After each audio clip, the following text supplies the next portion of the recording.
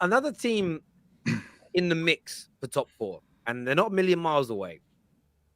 And they're just about to bid, or they have bid. Again, this is the irony in it. They haven't officially bid 105 million, but they've told Benfica they're willing to pay it. So I don't know what you call that other than a bid. And I'm not being horrible about the tier one journalists. They're out there trying to protect their credibility.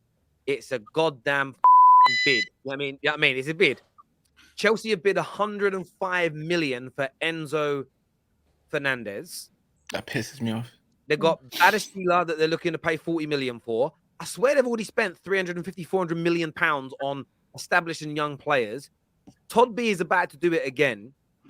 Is this gonna? I want to go to Have Hope first. I want to go to George first on this. If they pull off this Enzo deal at Chelsea, how far is this going to move the needle for Graham Potter's men? Does that Have Hope or me? I was bad. No, you first. You first. Go for it, Jordan. Be my guest, man. Do you know what? Yeah. I do think these are great signings. I do think they're really good players. I think Badiashile is a player that many teams should be looking at getting. Great youngster, and someone that can add to any team. But the problem that I'm looking at from outside with Chelsea is I feel like they're signing too many players at the moment.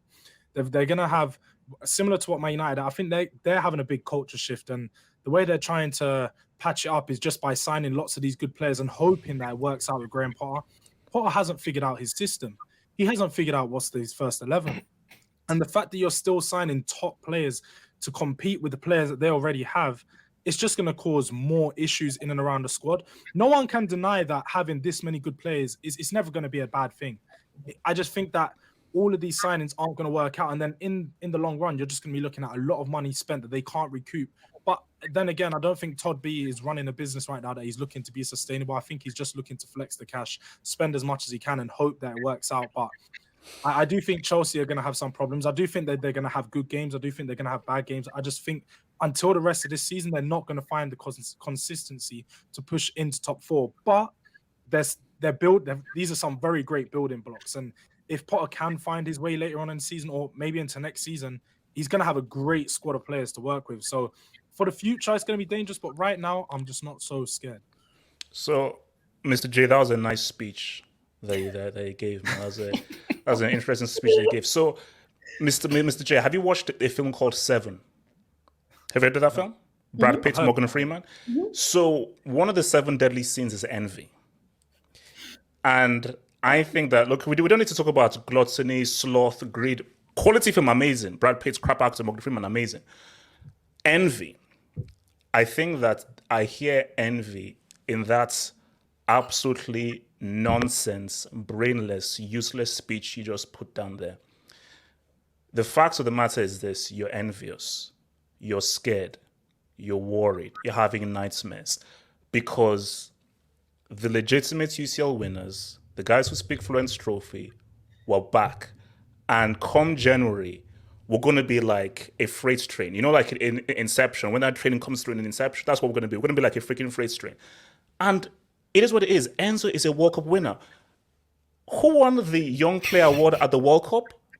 Yeah, Enzo. So, and we could get J Leaks as well, freeing him from that prison in Atletico Madrid. The fact of the matter is this: I don't care how much Chelsea have spent. Todd Bowley has realized, you know what? It's time to say what's up. It's time to bring back that Chelsea. And if we come in with Enzo, João Felix, and other stuff, you're going to be looking at a whole brand new Chelsea, a whole new team.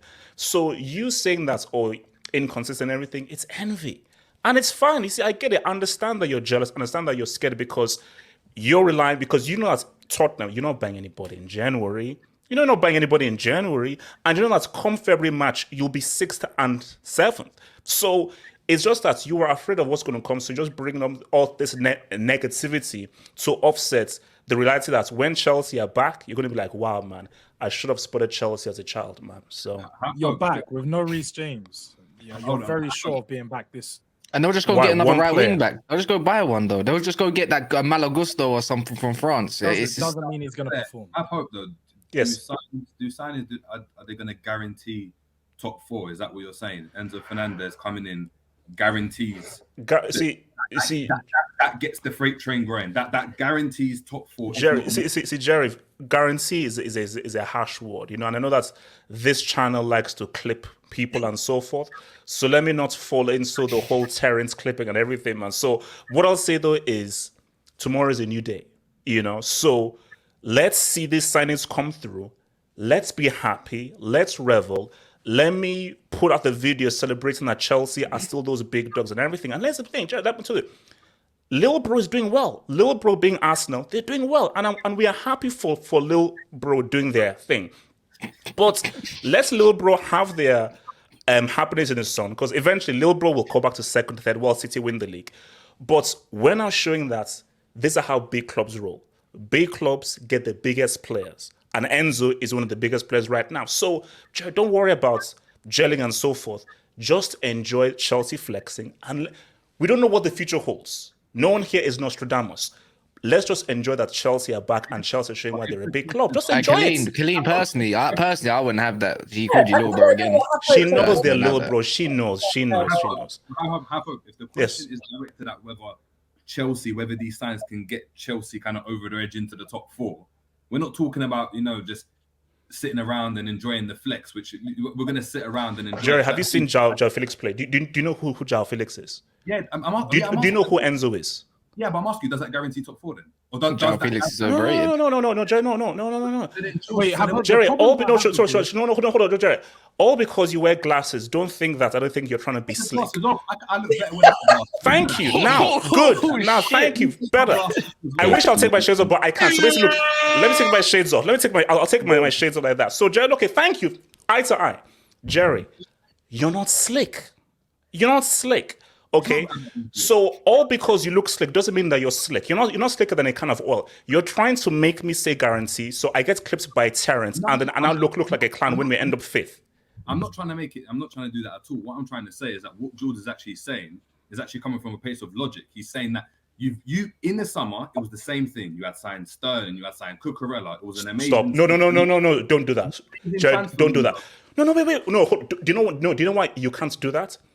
Why? Look at the records. I said Sterling has been finished ever since he missed from open play. I didn't green light those signings. Those signings were crap. Didn't you also say that you didn't believe in Potter and so on, right? I was just about to say. You said yeah. that. You said you're not. Wait. Can I answer? Jerry is asking me a question, and I think it's rude that you're actually interjecting into what Jerry is saying. So Jerry, to the same question. So Jerry, sorry before I was really interrupted. I don't care about Sterling and any of those clans. I didn't bankroll. You give me Enzo and João Felix, that's a whole different ballgame. Co-signing these ones just to make sure. Just relax. So the problem with what you're saying is that, for one, again, as we've all sort of acknowledged, you didn't believe in Potter. So signing 22 and 23-year-olds into a rebuild, into a team that doesn't have a fixed system, a team that's still figuring out their first 11, doesn't necessarily improve you massively and give you the hope that you need to go into top 4. You're still going to have that inconsistency. You're literally doing what Man United have been doing all these past years, just pumping money in, giving good names, good players, good youngsters to a team that doesn't have no system. It doesn't have an identity right now. It lacks a lot of identity. And I disagree. Chelsea, if you actually look more into Chelsea, what they're actually doing is that they're looking into getting the personnel into the back, like actual footballing people and whatnot, into their back room. You get what I mean? Staff. They're actually looking ahead towards doing that. I've seen that plenty online. You just ask Lewis or Matisse or anyone like that. They're not trying to do what Manchester United have done. They have to spend $1 billion into the team before they do anything else, right? That was the clause or something like that. And Enzo Fernandez, even regardless, because that's the whole subject, right? It's Enzo Fernandez.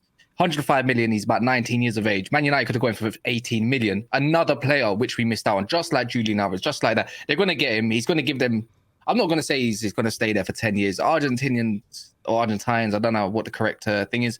They don't stay anywhere for too long until we go back to talking somewhere that where it talks their native language. Let me tell you now, that's a talented player. And what they need is a player that can carry someone through. You know, Jorginho ain't got the legs for the Premier League. He don't look like his feet is rubbish. Just say it's crap. I think Sakaria is actually quite a decent outfit. At that, Reece James, they'll go by a right wing back. It's not an issue now. Like January's open. You know, he can carry the midfield. Can he do it in the Prem? I think he can. I think he can do it. It's just like Chelsea, I think Graham Potter, did he not just recently just say something like, go to his previous tenures at other clubs? They all want him out at first. And then after a while, they will love him again. So what you might see is Have Hope be one of those people because he's a hypocrite anyways, let's face it. And whoa, he likes to talk Terrace, absolute man. madnesses. Come on, Terrace, you can't allow that, man. Anyways, you can't allow that nonsense, man. What I'm trying to say is I've always believed in Chelsea regardless. That's why I put them second in my predictions back then. And I did. Go check it. I think Terry's got the receipts. I'm not checking anything. I don't believe. Anyways, okay, Terry, you done the previews for before who everyone thinks is going to get the top 4, top 6. I put Chelsea in second regardless because I believe in Potter. And I actually think Chelsea are going to have a bounce because Chelsea don't stay bad for too long. And it is what it is, man. And if they can get second, third, or fourth, I still think they will be in and around the top 4 this year, and especially if they get Enzo and Badiashile. And that's as simple as that. But you do need more, of course, because that attack is dog shit. Do you know what's interesting about it is I agree in part with what George said in terms of will they make the top 4 this year? I don't know because there's so many other good teams fighting out for it. And we are going to talk Newcastle a little bit later on the show as well. But I'm just embarrassed for football fans that thought that Roman leaving was going to suddenly turn Chelsea into a bad club. There is a rebuild that's going on. Where I disagree with what George said is these young players are what's going to help give them that identity over the course of time.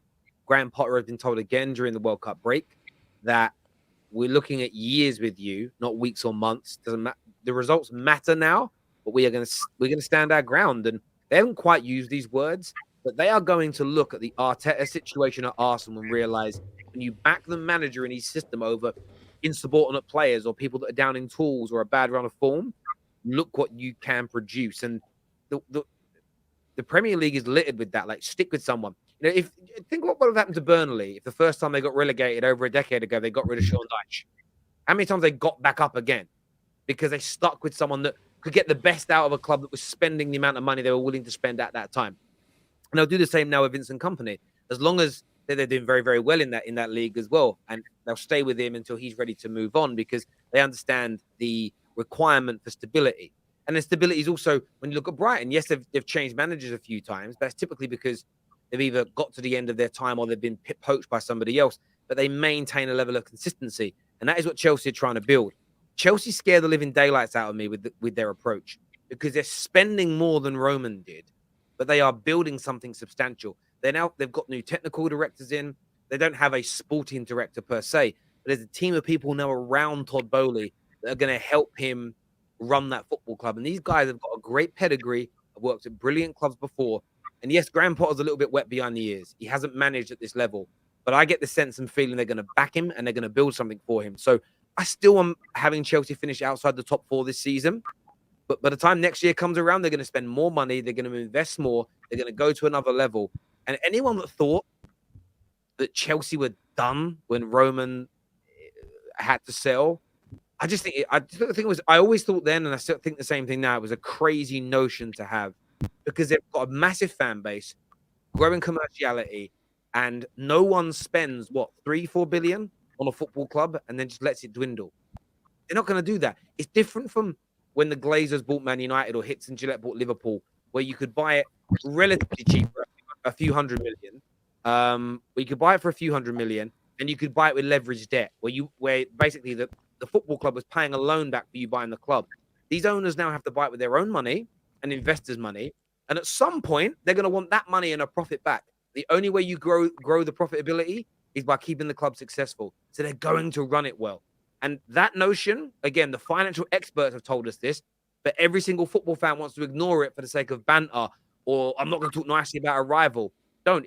When Liverpool get their new owners, when Man United get their new owners, you're going to see exactly the same thing. No one's parting with 4, 5, 6 billion pounds of their own cash and then just going to let it dwindle. These billionaires are billionaires for a reason. They're billionaires for a reason. And look, Chelsea are moving mad out here. But what signing Enzo's going to be? This kid is legit. He's brilliant. He's expensive, but it's not done yet. It's not done yet. So let's not tempt fate, man. If you sign him for that amount of money, it will move the needle. It will definitely move that needle.